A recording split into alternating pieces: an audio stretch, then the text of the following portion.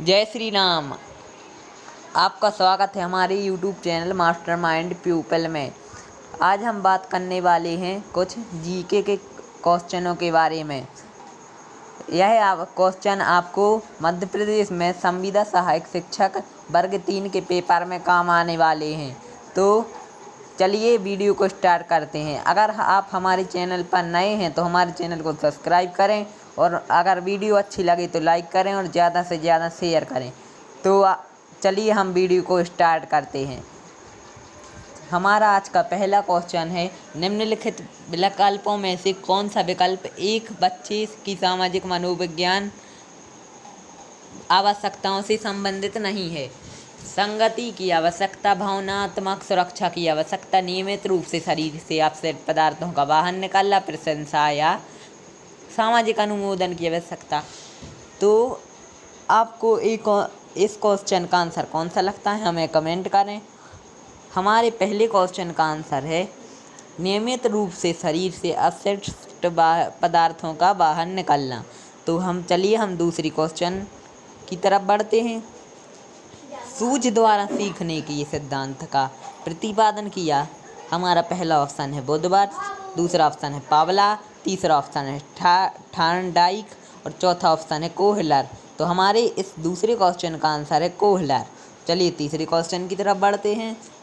लक्ष्य निर्देशित व्यवहार में बाधा आना कहलाता है अभिप्रेरण, अवक्रमणता, संवेग या कुंठा।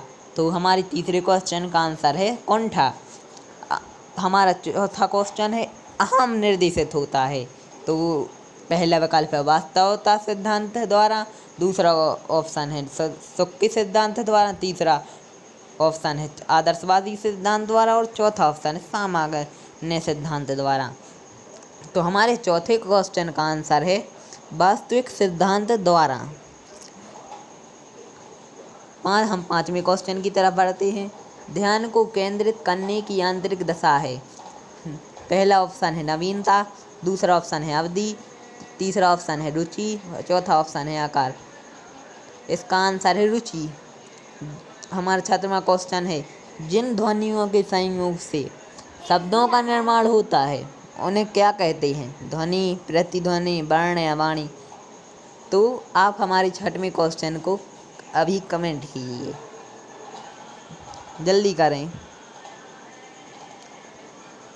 हमारे चैनल को सब्सक्राइब कर देना, उसमें कुछ कंजूसी मत रखना, ठीक है? तो सब्सक्राइब कर दो जल्दी और घंटी का बटन भी दबा देना। चलिए हमारे छठवें क्वेश्चन का आंसर है वर्ण। अगला क्वेश्चन है हमारा सातवां। जिन स्वरों के उच्चारण में कम से कम समय लगता है अर्थात जिनके उच्चारण में अन्य स्वरों की सहायता नहीं लेनी पड़ती उन्हें क्या कहते हैं? तो हमारा पहला ऑप्शन है अल्प स्वर, दूसरा ऑप्शन है मूल स्वर, तीसरा ऑप्शन है व्यंजन, चौथा ऑप्शन है संधि स्वर। तो हमारे सातवें क्वेश्चन का आंसर है मूल स्वर। चलिए अगले क्वेश्चन की तरफ बढ़ते हैं। निम्न में से कौन पुत्री का पर्यायवाची नहीं है? पहला ऑप्शन है दारा, दूसरा ऑप्शन है तनुजा, तीसरा ऑप्शन है नंदिनी और चौथा ऑप्शन है दुहिता।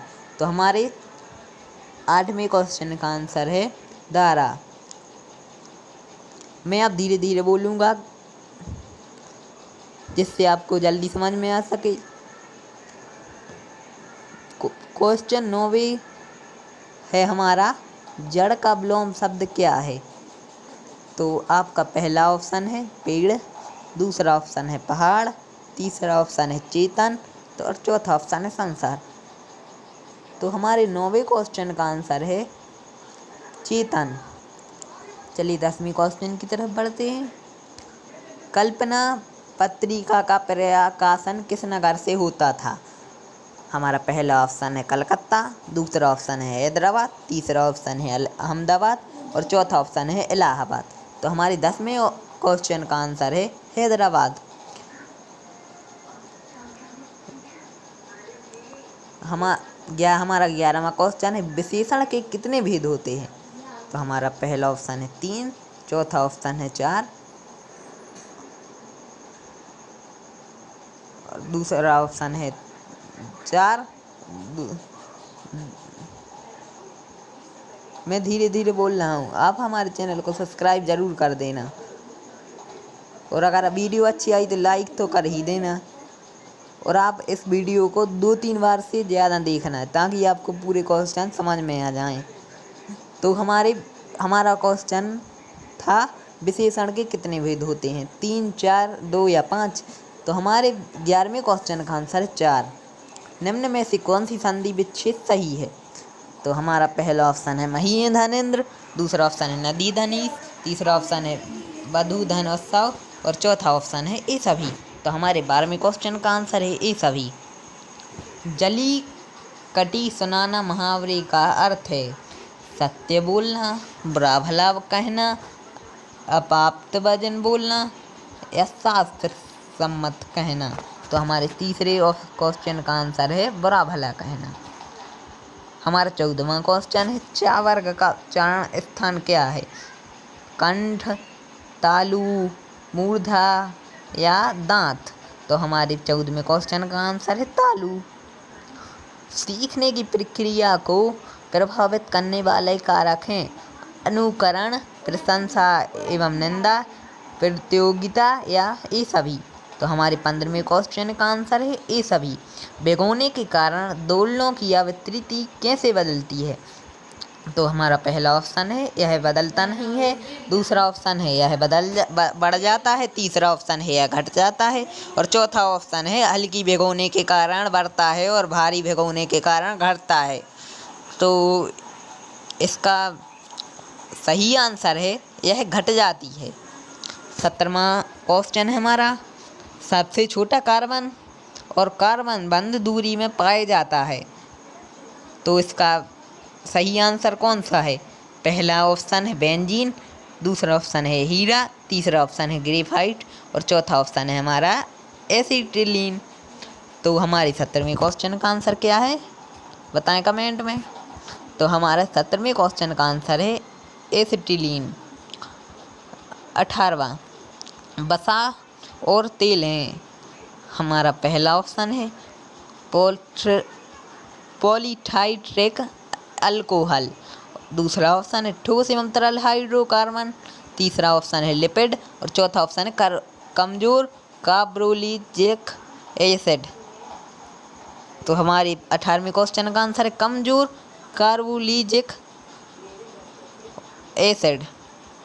तो चलिए हम 19वें क्वेश्चन की तरफ बढ़ते हैं। अमीनो एसिड पाचन के अंतिम उत्पाद हैं।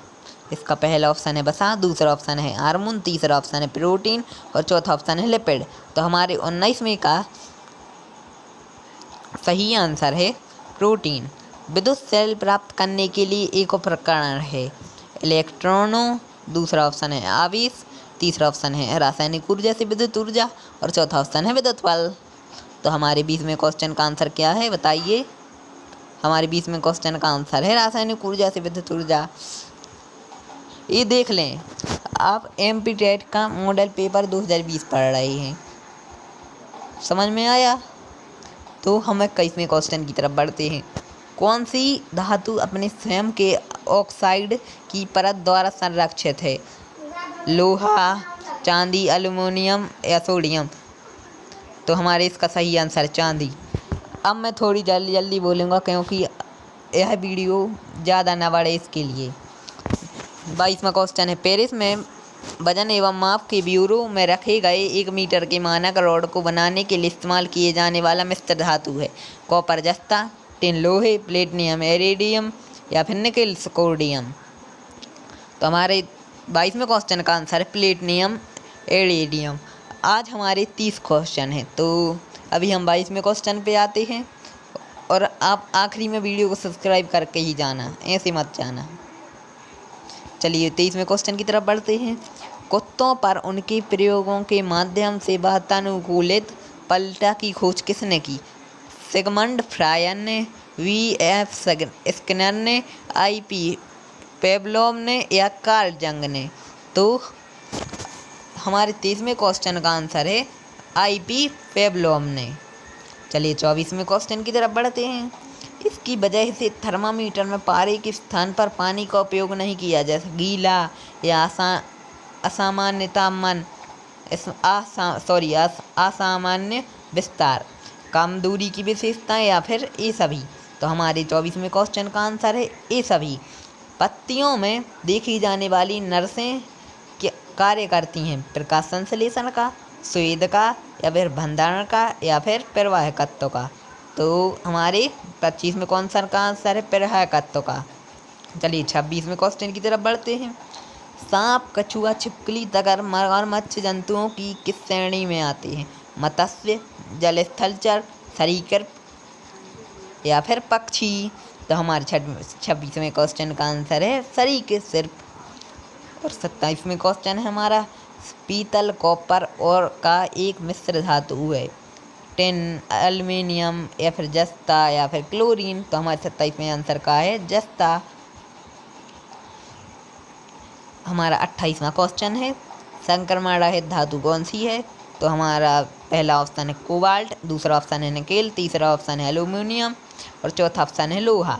तो हमारे 28वें क्वेश्चन का आंसर है एल्युमिनियम। सबसे कम ऊर्जा वाली मूल ऊर्जा है? तो हमारा 29वां क्या पहला ऑप्शन है गामा किरणें, पराबैंगनी किरणें, दृश्य प्रकाश, या फिर सूक्ष्म तरंग विकिरण। तो हमारे 29वें क्वेश्चन का आंसर है दृश्य प्रकाश। हमारा 30वां क्वेश्चन है, पेट्रोलियम और मिट्टी का तेल इसके उदाहरण हैं? तत्वों, यौगिकों, मिश्रण, या फिर यौगिकों मिश्रण। तो हमारे 30वें क्वेश्चन का सही आंसर है मिश्रण। चलिए आज हम 45 क्वेश्चन पढ़ लेते हैं, या फिर चलो 35 ही पढ़ लेते हैं आज हम। फिर हम पार्ट 2 में 35 से अब जितने क्वेश्चन होंगे उतने पढ़ लेंगे, ठीक है। 31वां क्वेश्चन है, 450 रुपये में एक कुछ टेनिस बॉल खरीदेगा। यदि प्रत्येक बॉल 15 रुपये सस्ता होता है तो उतनी ही राशि में बाल और खरीदे जा सकते। खरीदे बाल की संख्या ज्ञात कीजिए। तो हमारा इसका सही आंसर है 10।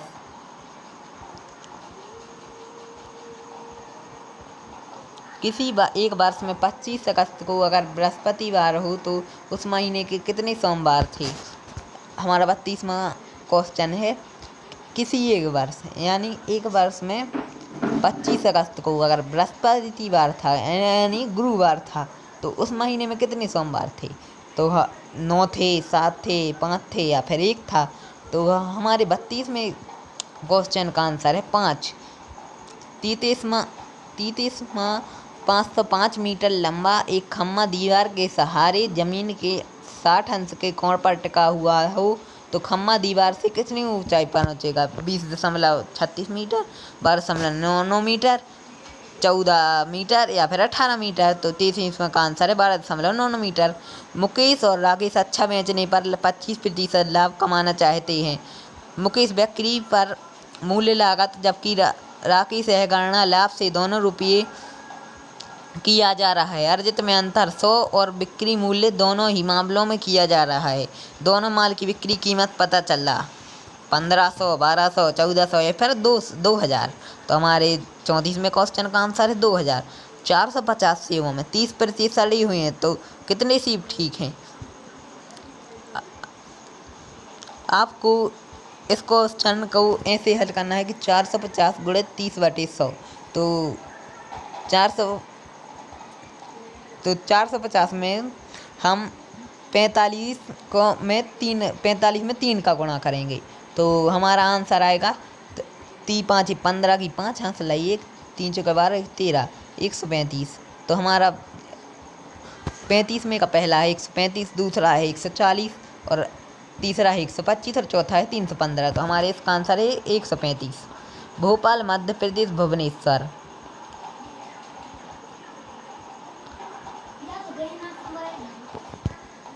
यह देखो मध्य प्रदेश की राजधानी है भोपाल है, तो भुवनेश्वर कहाँ की राजधानी है?